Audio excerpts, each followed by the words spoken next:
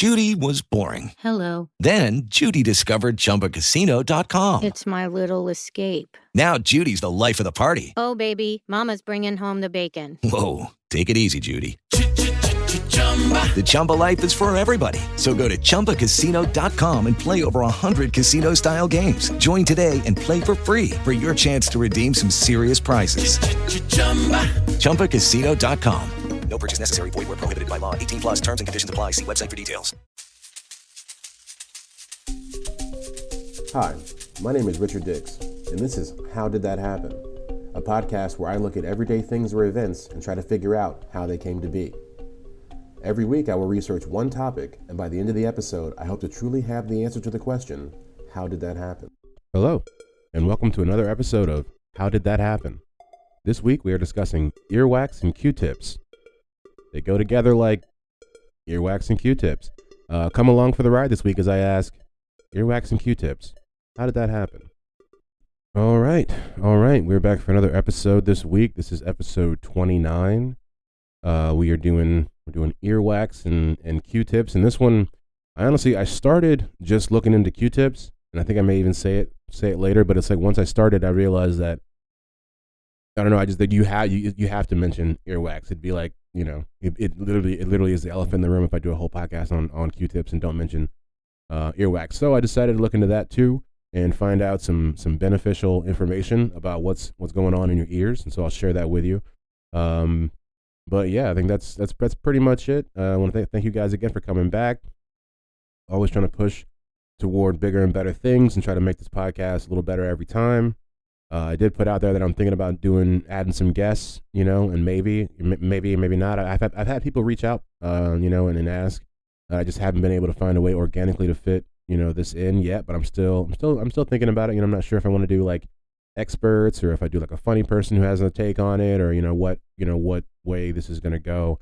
But it is something I'm thinking about. Yeah. I guess so. Without further ado, I will give you the podcast.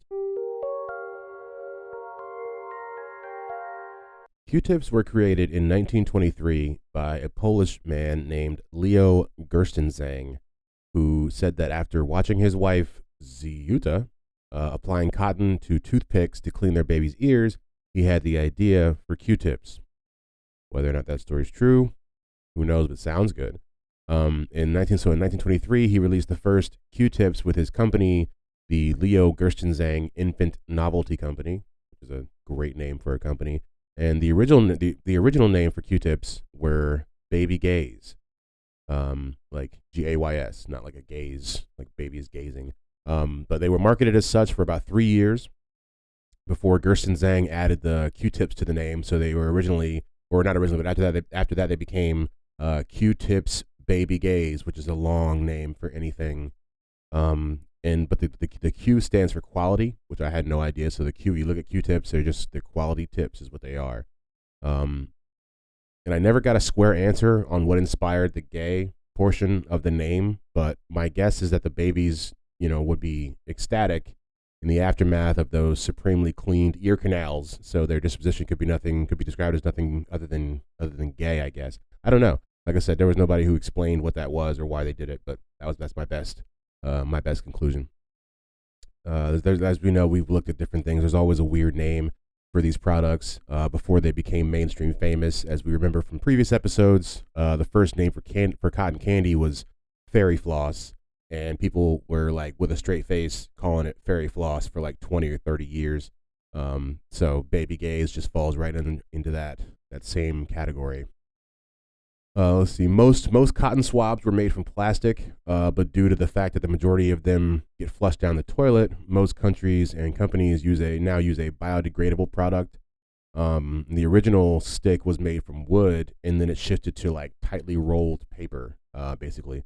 But like I said, there was a time when they were all made out of plastic, and they basically realized that everyone was just flushing them down the toilet, so it was really like polluting a lot of waterways with these plastic Q-tips. In 1958, Q-tips, the company, or I guess I'm not sure if at the time they were still the infant novelty company or not, but I believe by this time they were just Q-tips. They bought an English company that made paper sticks for confectionery purposes, and they repurposed those sticks for their Q-tips, basically. And according to Wikipedia, Q-tips have no accepted medical benefits, which is interesting to hear because they are in so many hospitals and doctors' offices, at least, in the form of like normal cotton swabs. But there are other uses for cotton swabs, Q-tips, if you will, besides just going to people's ears. You can put together model cars with them. You can clean small products in conjunction with rubbing alcohol. People apply makeup with them, and then you can clean your arts and crafts equipment as well.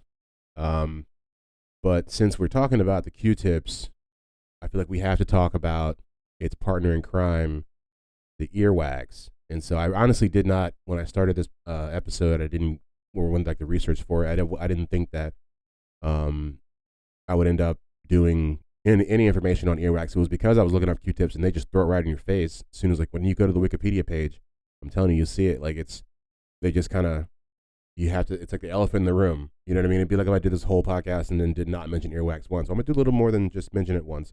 Matter of fact, I'm going to give you the scientific term for it. And the scientific term for earwax is cerumen, probably a soft C. And never in my life have I ever given thought to the scientific name for earwax, or that one even existed. But of course it does. And so, like I said, if you look up the info about Q-tips, they bring it up on the Wikipedia like it's nothing. You can go there and you'll find a giant picture of a waxed up Q-tip. It is huge. I looked that up and it's just like, yeah, we get it. You know what I mean? Like we know what Q-tips do. We don't need a picture of a dirty Q-tip to bring home your point. But yeah, so more about earwax. Like we said, the scientific name for it is cerumen, and earwax is defined as a brown, red, orange, yellowish, or gray waxy substance, right? So many colors in that definition. It is made for the protection of the ear canal, which I didn't know, and it also provides protection from fungi, bacteria, insects, and water. So earwax actually has a purpose. Now, not recently, but I definitely have thought throughout my life, like, why do we have earwax? Because it just seems, because all people ever seem to do is just clean it out or like have problems with it. You know what I mean? It's like the appendix of like the ears or whatever. But you find out that it actually has, a real multiple purposes. I guess it makes me, I don't know. It's kind of cool. It is very common for cotton swabs to create perforated eardrums in the U.S. And so between 1990 and the year 2010, an estimated 263,338 children went to the hospital emergency rooms for cotton swab injuries, and that resulted in an annual hospitalization of over 13,000 children just off the misuse of Q-tips, trying to get that earwax out, trying to get that cerumen out, and which is that's what always has kind of scared me. I had a scare one time, not too long ago. I would say within the last year. And because I would say, and nothing against Q-tips, I've stopped using Q-tips. I haven't used them all my life, but I would say in my 20s I used them a lot, quite a bit. I didn't really use them in high school or anything like that, but now, because of this scare, which I will share with you, I've been like, you know what, I'm good. So it's interesting to hear that number about all the the perforated eardrums, because it's like, it's not always the best to be just jamming stuff in your ear. But yeah, allow me to explain. So I was getting out of the shower one morning, and I put what I thought was a fully functional Q-tip in my ear, right? And then when I removed it, there was no Q, if you will. There was no Q, just the tip, right? No cotton end. And I lost my mind, just right there, just lost it, couldn't find it. And I thought I lost the end in my ear, and I had no plan, right? And then I looked at it and had other people look in my ear, and there was nothing, right? And so then I surmised that there must have never been a Q on that tip. And if you tell me differently, I'm just going to cut my ears and hum, because I don't want to believe that there's just a Q floating around in my ear canal. But I honestly don't think there was. That's what kind of calmed me down. Because I think I looked in the jar that we keep them in, and saw that there was other ones that kind of look like that. And I was like, oh, okay, I kind of put two and two together. Because I didn't feel anything also, and no one saw anything, so I was just like, well, I can stop freaking out. But the fear that I had in that moment, like when I pulled it out of my ear and saw no Q on the end of that tip, it was enough to, like, I don't know. I guess it's like if you had a real scare from like doing drugs or something or alcohol, and you were like, oh, never again. It was like, I saw that and I was like, because I had no idea what I was gonna do. Am I gonna go to the hospital now? Is this just gonna be in my ear for the rest of my life? Like, what is it? And I had no answers. And because of that, I was like, I'll just use a washcloth from here on out, because you've already been shown. It's like you don't know what's going on. That fear was real. It was palpable. But yeah, so that's why I don't use Q-tips. A little bit of a tangent, if you will, but we'll get back on this Q-tip and earwax train, because there's still a little bit more to share. Let's see. There are two different types of earwax, which also I did not know. There's wet, which is dominant, and dry, which is recessive. So who knew that earwax, just like every other characteristic in our body, is decided by genetics? I honestly did not know. And so they're different depending on where you're at. Also could kind of depend on what your earwax feels like. So East Asians, Southeast Asians, and Native Americans are more likely to have the dry type of earwax, gray and flaky, while African and European people are more likely to have the wet type of earwax, which is the honey brown, dark orange to dark brown, and moist. The fact that anybody describes earwax as honey brown is disgusting, but that's what I just did.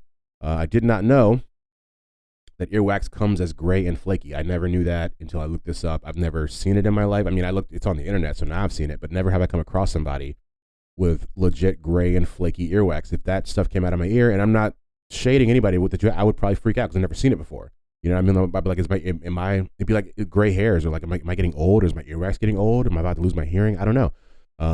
So yeah, put it in the comments on Twitter if you got that gray and flaky earwax though. I'm trying to find out. A specific gene has been identified that determines whether people have wet or dry earwax, and the difference in cerumen type has been tracked to a single base change. The gene is known as ATP binding cassette C11. So we can all walk away from this having learned that. Earwax grows at about the same rate as fingernails. Another interesting fact. It originates in the middle of the ear canal, and it works its way to the outer part of your ear by way of your jaw movements. And having ears that produce too much earwax is called having an impacted cerumen.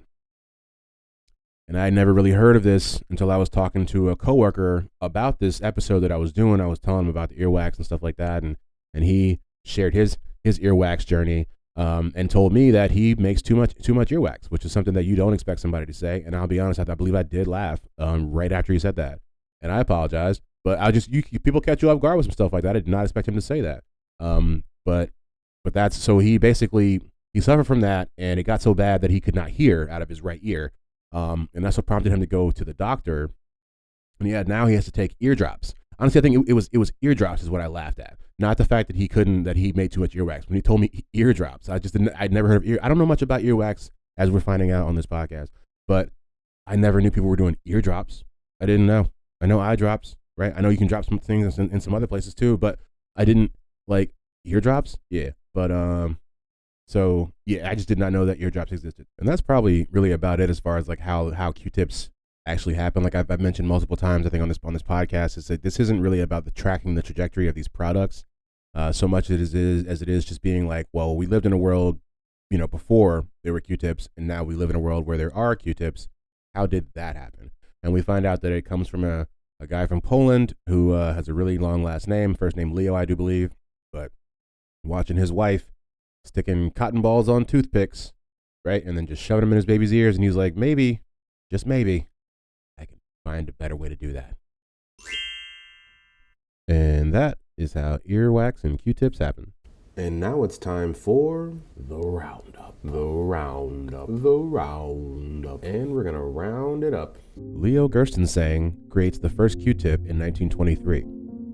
They were originally called Baby Gaze. 3 years into the production, he adds Q-tip to the name, Q standing for quality. They go on to become the standard in cotton swabs. Earwax is genetic. It comes in a kaleidoscope of colors. It grows as fast as fingernails. Things I didn't know before. And now I know them. Never heard of these things. What are they? So, things I didn't know, which I think I've said multiple times during the actual reading off of the topic. that there was a number of things that I didn't know. And so I didn't put them all in here, but there's a couple I had still left over. Mostly it pertains to the earwax, because I was surprised at just how much information there was about earwax, I guess. So let's go ahead and we'll say Pliny the Elder, in his Natural History, wrote that earwax, when applied topically, could cure bites from humans, scorpions, and serpents. And it was said to work best when taken from the ears of the wounded person itself. So that's just something that I did not know that was a common thing for anybody to do. Did not know that. And so, and there's another one. Before wax thread was commonly available, a seamstress would use her own earwax to stop the cut ends of threads from fraying. So like back in the day, when you would get that thread that had at the tips of it was some lady's earwax on it. I mean, even in small amounts. It's just like when you find out the different things about history and what they did before, we had these synthetics or found other natural ways. They're just like, well, I got this sticky stuff in my ears too, And one more, like I said, in that same vein, that's pretty much it for the things I didn't know that I haven't already mentioned earlier, is that the first lip balms were said to be earwax based. And I had to sit back when in my chair when I read that and just let that thought sit for a second. And you might need to too. So yeah, the first lip balms were said to come from earwax. All right. That's been another episode of How Did That Happen? Some pretty interesting stuff, I think, that I learned about earwax and Q-tips, all the different colors that earwax comes in. That was definitely new. But yeah, I want to thank you guys for pressing play again, and I'll see you guys next week. Next week will be episode 30. Yeah. See you guys next time. Judy was boring. Hello. Then Judy discovered ChumbaCasino.com. It's my little escape. Now Judy's the life of the party. Oh, baby, mama's bringing home the bacon. Whoa, take it easy, Judy. The Chumba life is for everybody. So go to ChumbaCasino.com and play over 100 casino-style games. Join today and play for free for your chance to redeem some serious prizes. ChumbaCasino.com. No purchase necessary. Void where prohibited by law. 18+ terms and conditions apply. See website for details.